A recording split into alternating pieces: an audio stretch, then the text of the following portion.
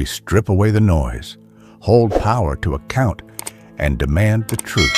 Today's focus, a fraught clash between two prominent figures, human rights activist Deji Adeyanju and former Labour Party presidential candidate Peter Obi. Accusations flew fast: money, betrayal, and political ambition. But how much is truth and how much is defamation? Let's break it down. The story began not when the allegations dropped, but before.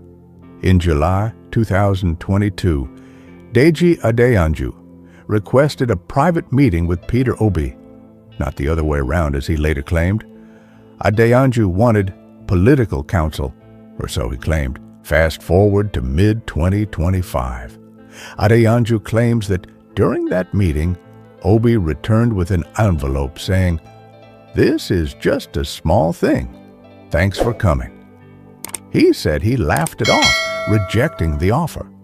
He also labeled Peter Obi a political prostitute, chasing fame by hopping parties.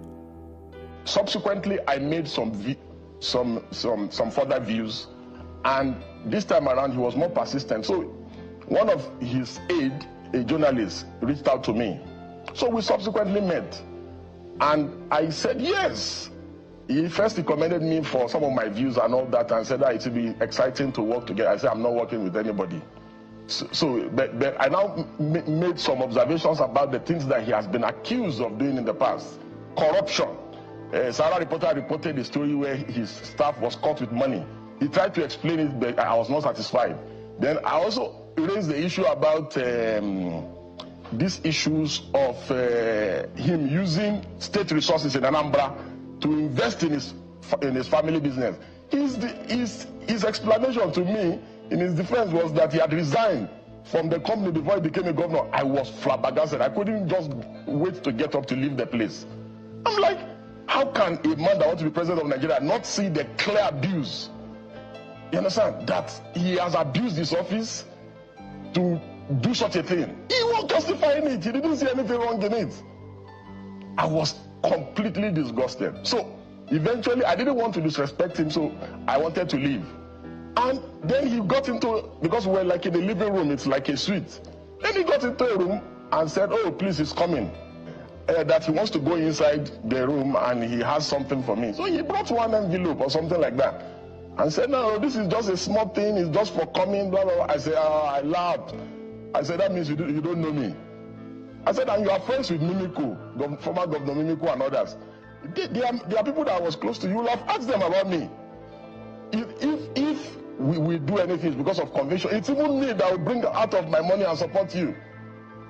You know, so he kept insisting that it's not like that, it's not what I'm thinking. I said, God forbid, I left. Suddenly, what was a routine political meeting exploded across social media. Journalist Ike Abonyi, who arranged and attended that meeting, later confirmed the conversation was about Adeyanju's political ambition, specifically a House of Representatives seat in Abuja Municipal Area Council, Buhari Federal Constituency of the Federal Capital Territory, FCT. Not bribes or betrayal, Obi simply shared his political journey as he always does. And you've issued a statement trying to clarify what actually happened. I mean, can you reflect on that meeting between Peter Obi and Deji Adeyanju?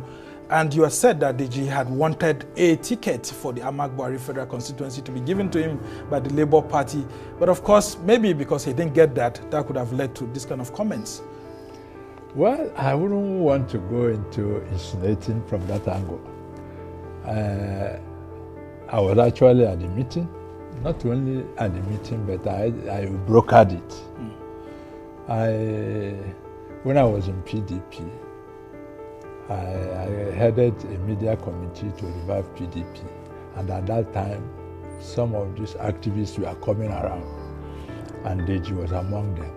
That was when I met Deji, and we cultivated a relationship. So immediately after Mr. Peter Obi got the Labour Party ticket in May 2022, the euphoria of that time, Deji was contemplating running for House of Representatives for Abuja. And I felt that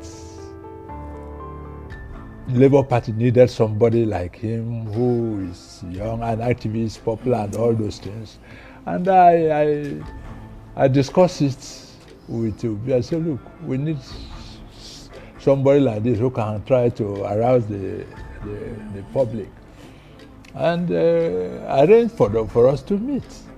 And three of us met in the night. And we discussed amicably.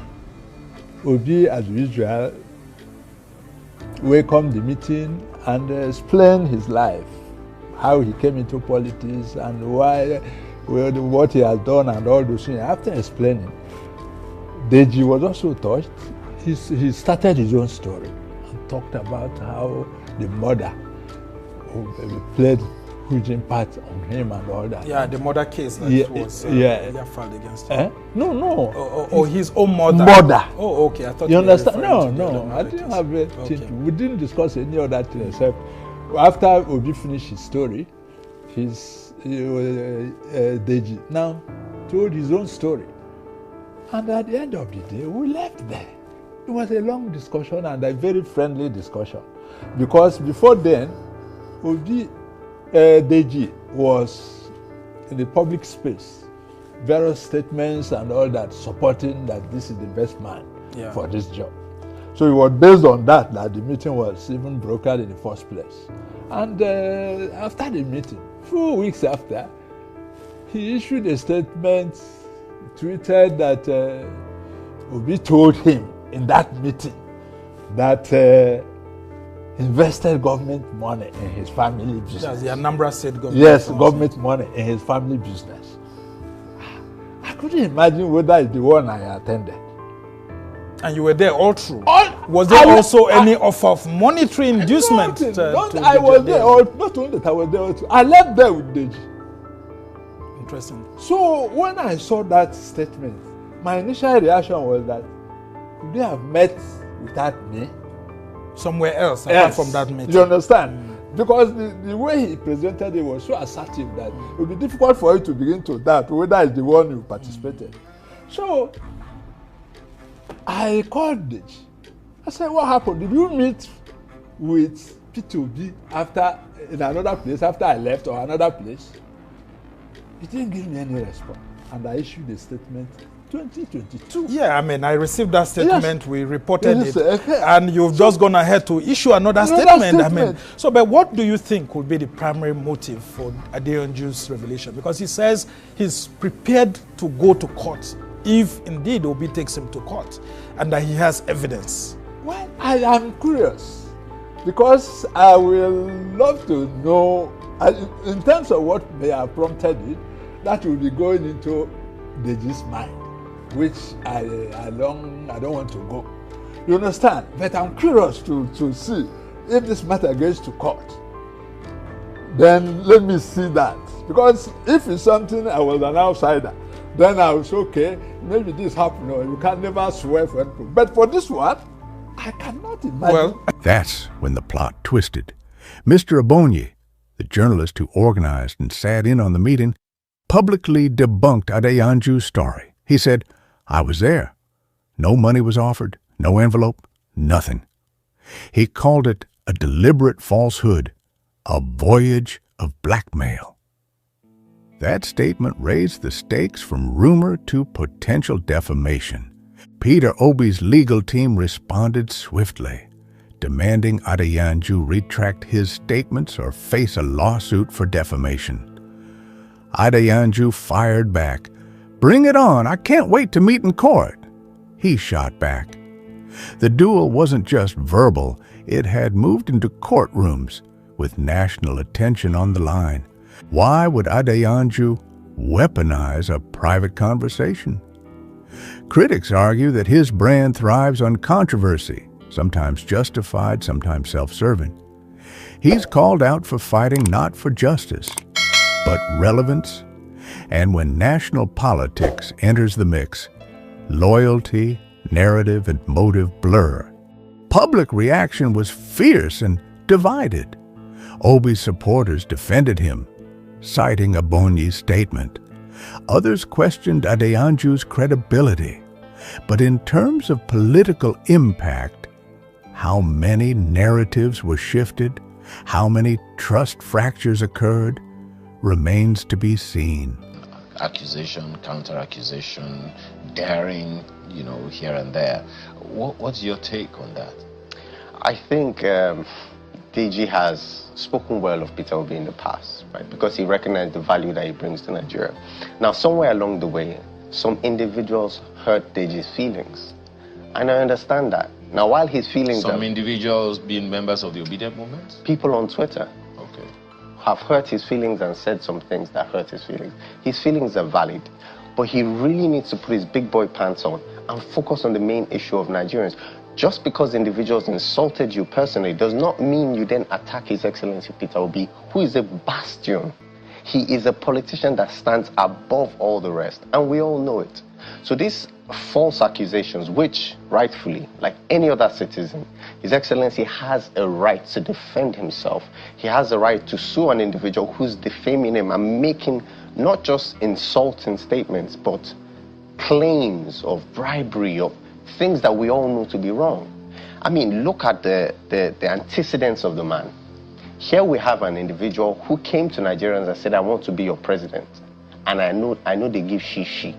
Now you're going to tell me that's the same person that went to go and be talking to Deji about money? Absolutely not. It's impossible. But you do know that, Deji Adeyanju. Yes. You do know that before this guy will even make any statement, there will be one or two things that he will have up his sleeve. Do you think it is a battle the obedient movement wants to face? If he has anything up his sleeve, he would have taken it to the right channels. There's the EFCC, there's the ICPC, all of which are on Twitter. He can simply DM them with his evidence and have them do their investigation and arrest anybody who is found culpable. This isn't about crimes. This is a trial in the public space. Now, it begs the question that what is motivating this change? Why is he so desperately trying to harm His Excellency, right? And I think it's because they're afraid. And they should be afraid. The greatest threat to the political system in Nigeria... Who is afraid now? Deji Adeyanju is afraid? The existing order and anybody who supports it. And you think Deji Adeyanju is working with the opposition to the Labour Party? He is certainly working to the detriment of the one and only viable candidate that is giving us an alternative in Nigeria right now. He's working to... even if he's not under the APC banner, he's certainly working to their benefit and has promised to give his vote to them. Well, it's his. It is. He can give it to whoever he wants. Quickly to the question of how that we spoke about the other time. One of the challenges I have seen in my practice is that to a large extent, many people speak without getting facts, without verifying facts. And the obedient movement is no less. Sometimes there are some facts that you hear, someone just throws something and without verifying it, everyone goes after it. Yeah, I mean, it's not only the obedient movement that does it, but, and you also said that the youth, we know the way they are and everything. It's not peculiar to this youth generation. The Awolowas, the Azikiwes, they were also quote-unquote rebels in their own time. Otherwise, we would not have the independence we had at the time that we had it. Now, but the question is that of verifying facts. Is there a system by the obedient movement, the management of the obedient movement, for voter education, political education for the people, so they speak with facts, with knowledge, and not just with sentiments? That's right. Now, there seems to be this mistake that anybody who believes in Obi and says anything now speaks on behalf of the obedient movement. And that's just blatantly wrong. Do you understand? There are people who say whatever they want to say, articulate themselves without fact-finding. That does not mean that that is the stance and the belief of all obedience. I'm standing here today, a firm believer in the obedient movement, a firm believer in His Excellency Peter Obi. And you can check my Twitter, you can check my entire Twitter history. I've never at any point insulted anybody because I believe in what His Excellency says, which is let us focus on the issues that really matter. Okay. The issues that will make a difference in the lives of Nigerians. Because no matter how much we talk about what Deji said, what he did not say, people are hungry. Many went to bed hungry yesterday night. And that's not what is going to change it. It's what we do in the next election that might give us hope. At its core, this saga isn't about personalities, but about truth, power, and trust in politics. If falsehoods are easier than facts, what kind of democracy are we building? Deji Adeyanju ignited the story, but history will remember who stood for truth. I'm of the opinion that if rhetorical statements were made concerning people and they feel that they want to sue me, so be it. I will be glad and willing. For me, I have said it time and time again that arrest is like a public relations for me, and jail is campaign for me. You know, so those are some of the things that I enjoy. And I enjoy going to jail? Yes, of course. I miss prison, I must say. This was the neutral lens, cutting through noise, demanding accountability, and revealing the story behind the story. Subscribe, tap that bell, and share this documentary widely. Nigeria deserves transparency, one story at a time. This is Endbadgovernance YouTube platform. Please subscribe to stay connected, and thanks for watching our videos.